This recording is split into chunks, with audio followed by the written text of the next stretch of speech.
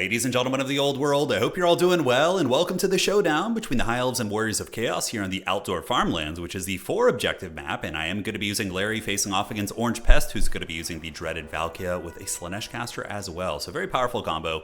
Valkia, of course, good anti-large fighter, and she is able to go fisticuffs with dragons and big monsters and heavy cav when the demon shield is active especially. This makes her invulnerable for a period of 13 seconds, but there was a change relatively recently. I think it was the last patch where they made it so infantry-sized characters do get hit more consistently from big monsters. You guys probably remember in the days of old, big dragons, big monsters would basically just punch around small characters and never really make contact, but they did change that. They still get punted from time to time, but Valkia does lose a little bit harder to big monsters, at least anecdotally from what I've seen, so definitely something to be aware of, and that's why you want to bring the Demon Shield. But she's still very, very good. Can definitely take on Larry, disrupt my cav units. Sleipnir is insanely powerful. You're basically getting 2 free kind of mini Winds of Death abilities. Not free, it comes with their cost, but it's extremely good. And Slaanesh caster is great, right? If I have like Fireborn or, a Lord, you can rampage it and snipe it. It's a game-changing ability. Pavane of Slaanesh is an S-tier ability, hands down. For the rest of the Chaos Army, there's been a lot of hotness with Forsaken. I personally am not as much of a Forsaken enjoyer on the Warriors of Chaos. I don't like them in my starting army. I like them as a reserve reinforcing piece. I do prefer to have either Marauder or Chaos Warrior Aspiring Champion type units in my starting army, but we've been seeing, Anticity who did this and was able to have great success in Faction War. A lot of people have been doing it, so clearly it's something I need to get up on because it's quite good.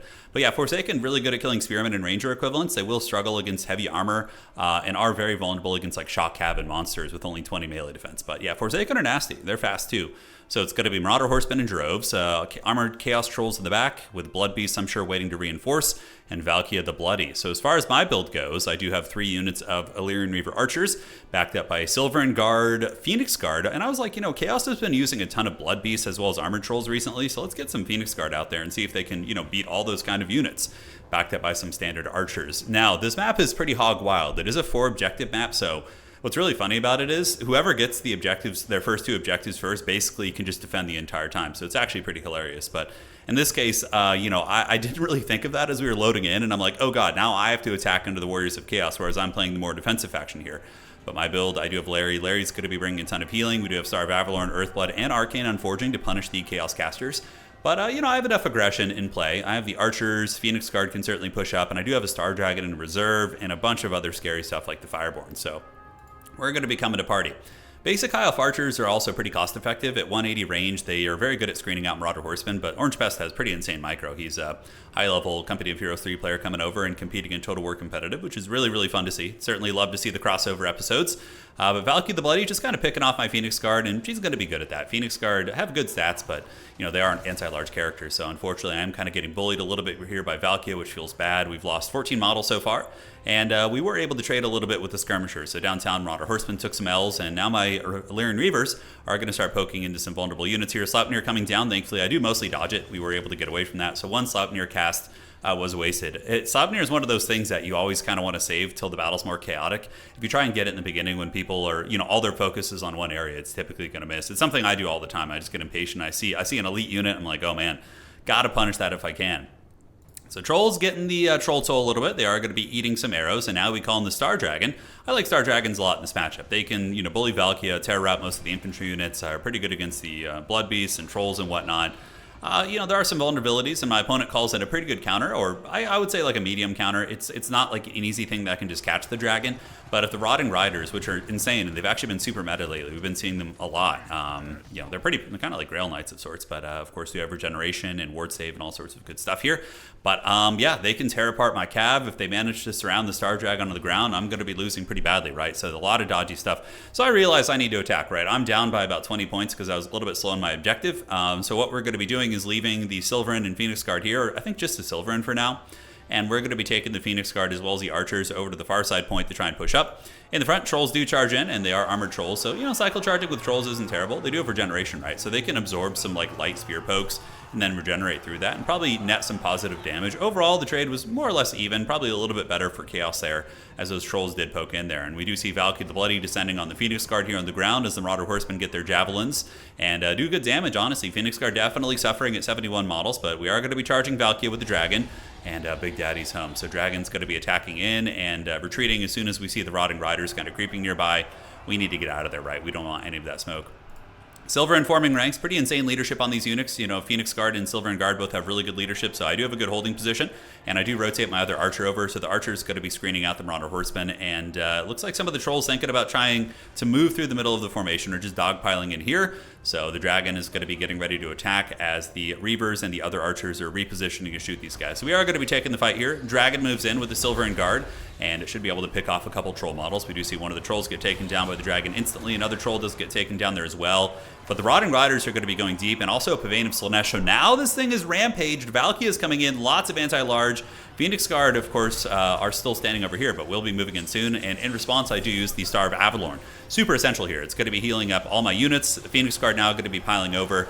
But, you know, these Rotting Riders and the Trolls have so much armor that the Silverans don't kill them super quickly. However, the Phoenix Guard, once these elites of the elites of Asuryan get in there, they're going to be able to do some work. And the Star Dragon does get whooped on pretty good, but Larry has S-tier healing. She's able to drop the fat heals. And there you can see Earthblood and the Star of Avalorn keeping the game going. And Orange Pest is up in value, but a lot of that value was mitigated there by the healing. We were able to get the Dragon in good health, and now the Phoenix Guard and hopefully the Silver and Guard will be able to hold back the tides of chaos. Rotting Riders did lose 2 models, only 2 though, and the rest of that can be regenerated. Here we get Forsaken coming in. Forsaken will be okay against the Phoenix Guard. They do lack the armor piercing, and they will struggle against the Phys-Res of the Phoenix Guard, but overall, they will grind pretty well. And the Dragon's going to get up and try and get a breath attack. In the meantime, on the other side, nothing really is going on there. Just some Phoenix Guard, or excuse me, Silverans and White Lions of Krace hanging out there on that point here. So in the sky, we do get the Star Dragon, going to be getting a fat breath attack there, but it didn't quite get the angle I was looking for and just kind of killed like 2 Forsaken. Breath attacks are very fickle. Sometimes they hit like the center mass, and sometimes they just don't do a whole lot for you. But the other Phoenix Guard did rotate over from Objective 3 and is now reinforcing this position and should be able to beat the Forsaken. Not like super decisively, but it will be a victory. And a huge monstrous infantry squad coming over. Larry going to be trying to shut down the Rampage here, but unfortunately the Rampage does get off. I tried to use a counter spell there, Force of Will, but Arcane Unforging, using it to snipe my opponent's caster and add to their cooldowns. But alas, it did not work out here. So, Star Dragon does get caught by the Pavane of Slaanesh. I'm going to be sacrificing some Reavers, because without the Reavers in here, the Star Dragon would be completely surrounded and would be taking a lot more damage. So, I just got to do what I can to keep the Star Dragon alive. If that thing is to fall and die, I would probably lose the game. But we do have the heavy hitters coming in, ladies and gentlemen. It's going to be the Fireborn, elite of the elite. So, the Fireborn going to be cruising around the side and getting ready to flank into the back of this monster's infantry army. So, Bloodbeast is very meta now. Obviously, Armored Trolls are still very good. I think Bloodbeast might be a little bit better, but again, they're both a solid unit. So Fireborn's going to be colliding with the Rotting Riders. Big, heavy-duty fight here, but like I said, we do have the healing, and Warriors of Chaos don't really have as good of support magic. Pavane, of course, is nice. Looks like there's going to be a breath attack coming in from the Star Dragon, which is able to cook a couple of those Rotting Riders. Actually melts 2 or 3 of those guys. Earthblood casted as well, trying to keep the Reavers going and the Dragon going. Fireborn going to be charging in, and on this side, we do get the Chaos Cav trying to compromise one of my archers, but that's the cool thing about Reaver archers, 32, 34 stat line, they're going to be able to bully the Marauder Horsemen pretty well. And the Phoenix Guard still holding here despite having a hard fight, and the Silvern Guard still holding as well, but this is going to be a very decisive fight, one that I really, really need to win. And the Fireborn are able to fold up the Rotting Riders with the support of a couple Phoenix Guard models. Like every little elite infantry model you have in here makes a big difference. And of course the Star Dragon attacks are going to be devastating. And now the kind of Chaos Blob is a little bit enveloped. The Phoenix Guard providing nice buffering. Marauders coming over to try and support as well. And here we get some basic Reavers pushing back against the Marauder Horsemen who are going to be folded up. And the White Lines of Krace will now be reinforcing as well. So Lance is couched for... I don't know, who do they root for? Is it Asuryan? Yeah, I guess that'd be their thing. For the Phoenix King, you know, lots of cool shout-outs there. But Fireborn are basically a hard counter against Armored Chaos Trolls, and they're extremely good against Bloodbeast as well. Response from my opponent is going to be Hellstriders. Hellstriders an excellent tech here. They are, of course, going to move in, but thankfully the Phoenix Guard I have buffering out are going to provide a lot of nice quality anti-large attacks here. And, you know, we got to get this objective. That's the problem. He got the points first. He really took initiative on the map and played the map correctly, and I didn't, right? I was, like, very lax. I just, like, grabbed objective 3. I was like, oh, we're going to be chilling here. But I got to move up. I got to take the objectives. And if I get it just for even a couple seconds, right, I'm probably going to be able to win the game. We just need to hold it for a little bit, but that is going to be easier said than done. Bloodbeasts are still holding. Valkia the Bloody still being a menace. Hellstriders, of course, are grinding up here in the point. And now Chaos is going to be calling out Marauders to try and buffer the objective, as well as more Hellstriders to just keep the battle over here. So Forsaken and Bloodbeast combo, very, very good. High Elven Archers are now back online, going to be shooting into some of the Hellstriders. Rangers coming out of the Vanguard, and here on this point, absolute bloodbath. But those Phoenix Guard honestly have done super well. I love when Elite Infantry shine, And Larry is a character who does kind of enable elite infantry. Her healing really makes them much more viable than they otherwise would be. So on the backside, we do see the Fireborn retreating. They had a good fight. Definitely probably got like at least 1,000 value, maybe 1,500. Let's go ahead and double check here. So we're going to click on these and check. About 1,600. So they just about paid for themselves, which is great. Dragon is still functional and back up in the sky. We're going to be using it to bully some of the Forsaken. And I do go for a bit of a split push here. I was like, maybe the White Lions of Crace would be able to win against the Forsaken, but I was really shocked. Like, look how hard these Forsaken are actually up trading into the White Lions. I figured that they would struggle, but I guess 63 weapon strength is 63 weapon strength. I was like, I can probably win this objective and force him to call things over here. And he does end up calling in some Chaos Warriors and Forsaken, maybe thinking that I would win this side, but it looks like overall the Forsaken are winning it. I'd be curious to see in a straight duel who would win that. It's actually very close. I think maybe in a long-term grind, the White Lions of Crace would win that, mainly the charge bonus of the Forsaken acting up here, but yeah, the White Lions going to get zerged by that second Forsaken unit. So I still haven't been able to take too much ground here. White Lions of Crace fighting on the backside. Rangers and Archers caught up in melee, but I am supported by a Mighty Dragon, and the Narnia Lions have arrived as well. Narnia Lions are going to be pretty useful at cutting through the Chaos Infantry. Not excellent against some of the bigger targets, but they have decent enough combat stats with 30 plus melee attack. They can still connect with big targets, and it's not a complete wash. And the Dragon here does actually shatter the Rotting Riders, so complete shattering right there. A couple Trolls have just rallied, so they'll be coming in at some point. I'm sure will be an absolute menace. On the backside, White Lions of Crace going to be chasing down the Hellstriders, and here we do have, yeah, so it looks like the White Lions of Crace, for all of you Elven enjoyers out there, it looks like they do defeat Forsaken one-on-one. They cost, what, 50 gold more? But they would probably defeat them without the other ones coming in. It probably would have been like a 30% HP remaining, which isn't terribly, like, that's not a bad trade at all. And if he didn't get the charge off, it'd be even more decisive, so. Silver and Guard hanging here, and the writing is on the wall, right? Like over here, I'm starting to get a lot of momentum. Rangers are cutting through these units. The Chad Phoenix Guard is still going. Rangers going to be surging forth, and Rangers are a really good tech against Marauders, actually. We still have a full Star Dragon. Value favors Chaos by like 400, but with my healing, I'm actually probably up by about 2,000 value. So we're very far ahead in this game, and I know that, Orange Pest, being a co-player, very good at playing objective, so we're going to be trying to defend Objective 3. So I have the Narnia Alliance, I have Silverin. Thankfully, they're Silverin and not regular Spearmen. Man, oh man, I need that leadership right now. And currently he has a little bit more capture weight with some Chaos Warrior Halberds coming up. So what we're going to be having to do is call in mobile units, park them here, and hopefully the Narnia lines are going to be able to break open that objective, while we most likely will have the tools to wrestle this objective here. So Star Dragon, it's obvious what I need to do. An erect Halberd unit is here. If I can get one really good breath attack, that's going to be turning the tide of this entire game here. Phoenix Guard, Silverins, and Rangers moving up, 2 Archers in position, shooting into the Chaos Warriors, and he's going to be doing everything he can to hold this point, because he only needs to hold a little bit longer, guys. We're approaching 1,300 points here, but here comes the fat dragon breath, baby. Oh, and that's the money shot right there, right down the pipe. Takes about 30% off that Chaos Warrior Halberd. Now we're going to move in for the Terror route. When you get that big burst of damage plus a terror-causing unit, you can definitely get those routes. Here we got some doggies over chasing a little bit, some cats, I mean, and they're going to be intercepted by Hellstriders, which feels bad.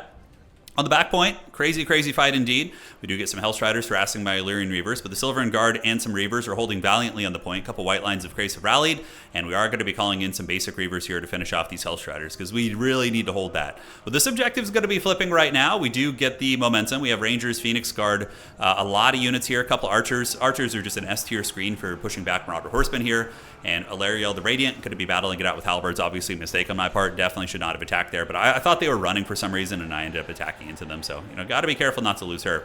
The War Lions of Crace do get ripped up by Hellstriders, no surprise. The anti-large specialists, they're going to be very good here. Meanwhile, Valkia is going to be going for a assassination attempt on Alariel, but the Dragon's going to be nearby and should be able to bully as well. And we do end up stabilizing over here. The 2 Reaver Archers are able to push back the Hellstriders, and that is 8 capture weight that I can basically just sit on the back of the point. But with the White Lions of Crace rallying back, absolute heroes of Ulthuan, they're able to get in the back and start bashing down these Forsaken, and that should be enough for us to hold the point. You can see they're starting to route here, and we do get the triple cap, and that's enough to pass our opponent in points. So now, we could fall back at this point, right? We could just hunker down. We do see the Armored Trolls rallying from the hills. They're going to be moving back to this objective. Archers going to be zeroing in on them, and the Dragon can simply pull back here and just instantly terror out these Trolls. But we do get the Illyrian Reavers here, and that's going to be enough. And you can see we barely close out that game. So this map is actually really fun. I really like the 4 objective map.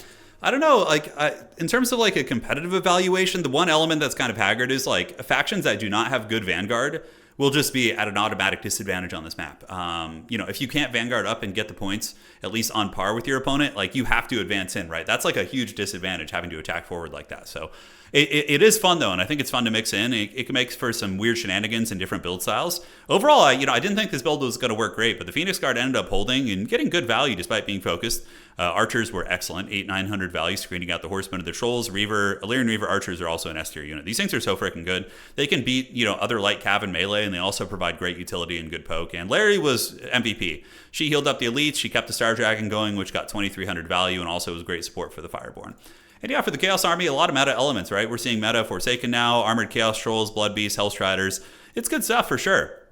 Just came down to some engagements. Valkia ended up getting 2,500, which is pretty nuts. And the Slanesh Caster, there wasn't too many good Rampage targets in my army. That was one thing I had going for me.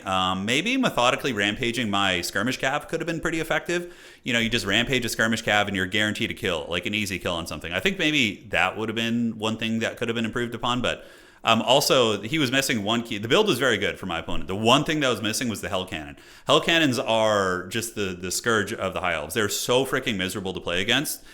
So if you get a Hell Cannon for High Elves, it is a hard counter against their faction. I mean, you can still, lose to them, but it really, if you had a Hell Cannon sitting back there, defending it with Valkia and Marauder Horsemen, also should be switched to throwing axes. Much better in this matchup. But aside from that, it was very good. So again, add a Hell Cannon, switch those to throwing axes, and you got yourself a sweet build. All right, GG, well played. Hopefully you guys enjoyed that for Ulthuan, and we will see you on the other side.